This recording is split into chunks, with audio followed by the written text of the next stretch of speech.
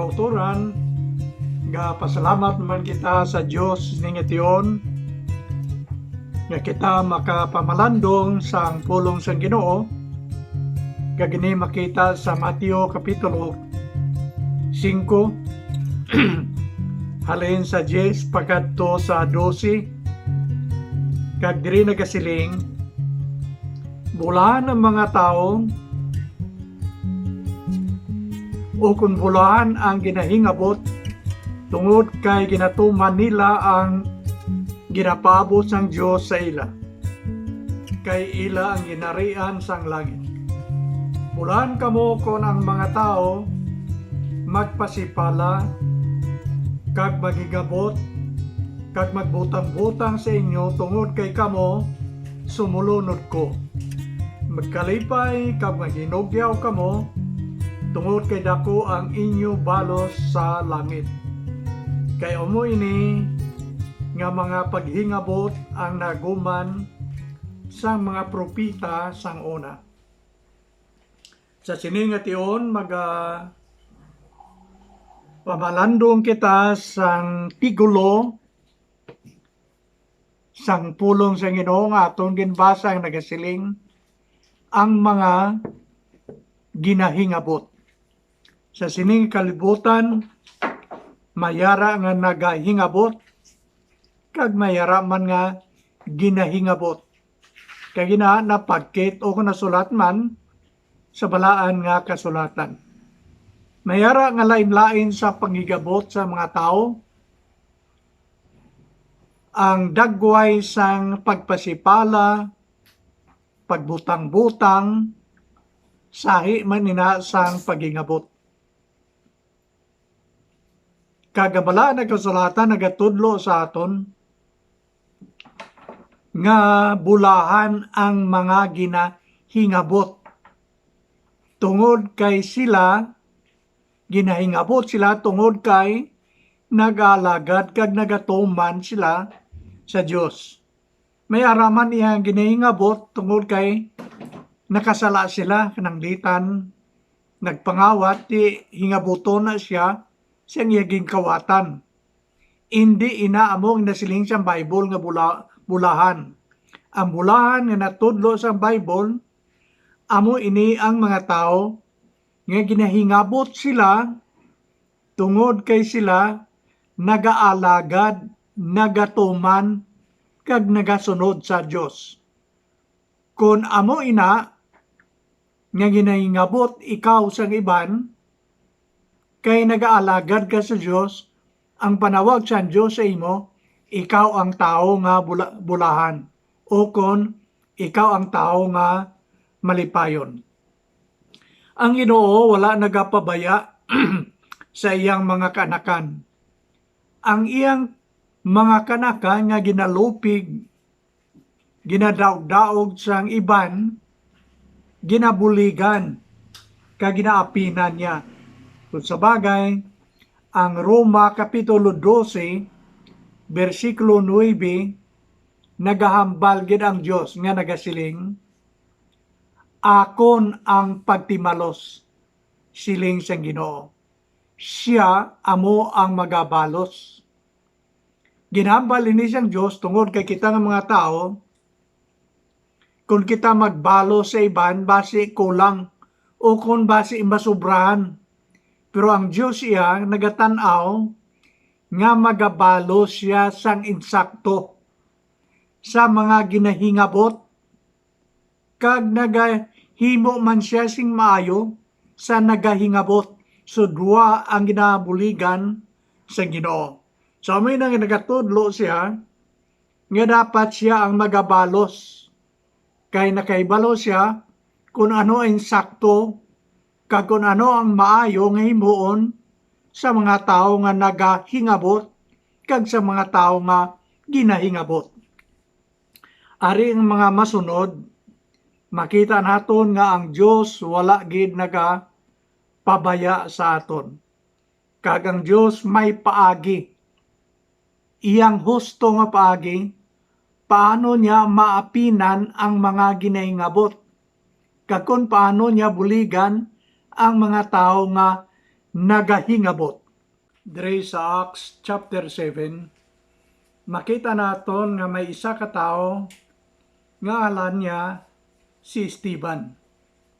Ini nga tawo nagaalagad sa Dios, nagatuman sang kabubuton sa Ginoo, pero siya ginhingabot kag masakit ang sahi sa pag-antos niya sadtong ginhingabot siya.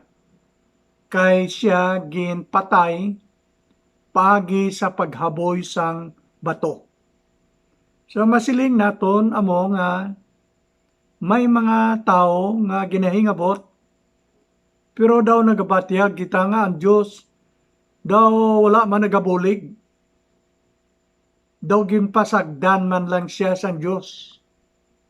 Kay si Esteban, sang dugay nga bato siya haboy sang bato, nalupog siya, nagtangla siya sa langit, nakita niya nga ang langit nagbukas, kag siya nagpangamuyo, Ginoo, hindi pagsukta ini nga mga tao, sang ila sala, kundi patawara sila. Nagpangayo pa si Esteban sang kapatawaran sa tong mga tao nga naghingabot kag nagpatay sa iya.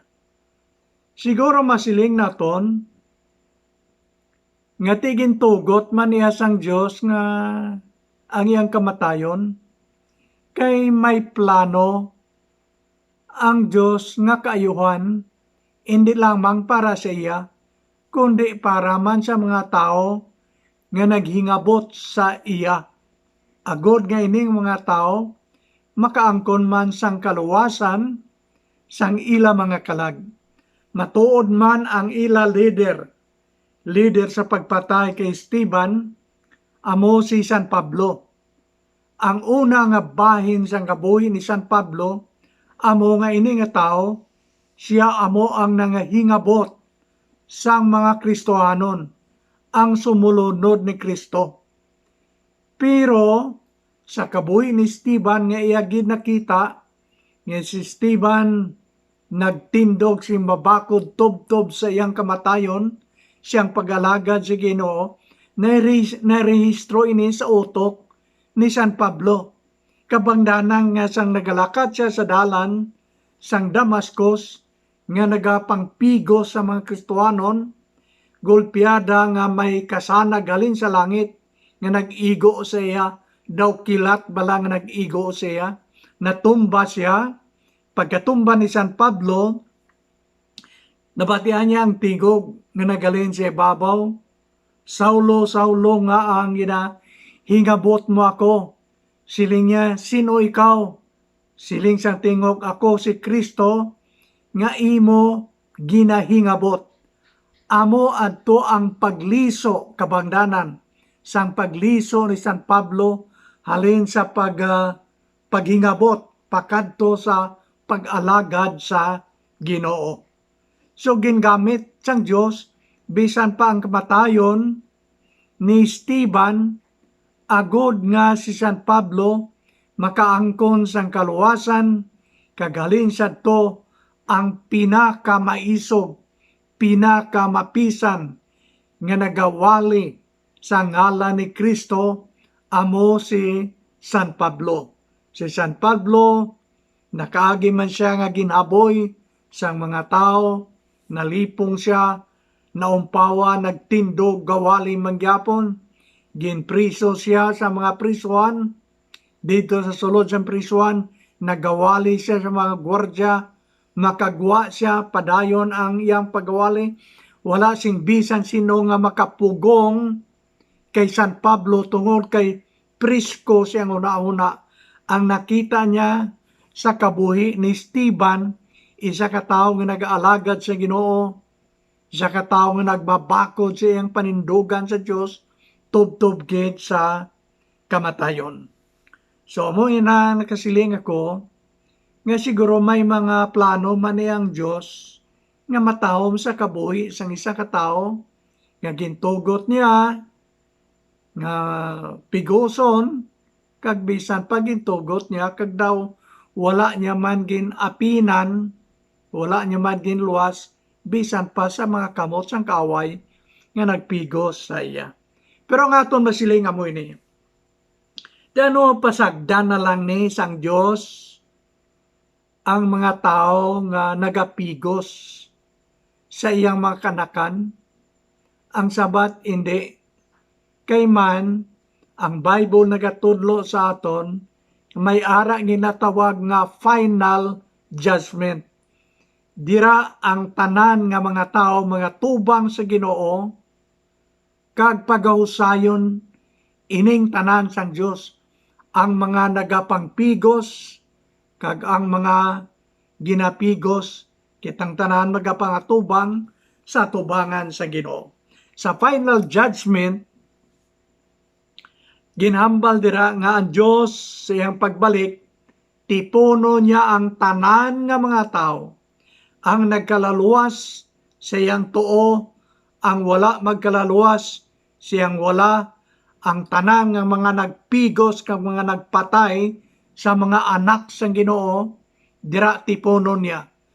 Kag siya magasiling sa mga nagkalaluwas sa iyang tuo, siling niya, kari kamo panublian ninyo ang ginharian sang langit, nga ginaman sa inyo bisan pa sadtong wala pa matukod ang kalibutan.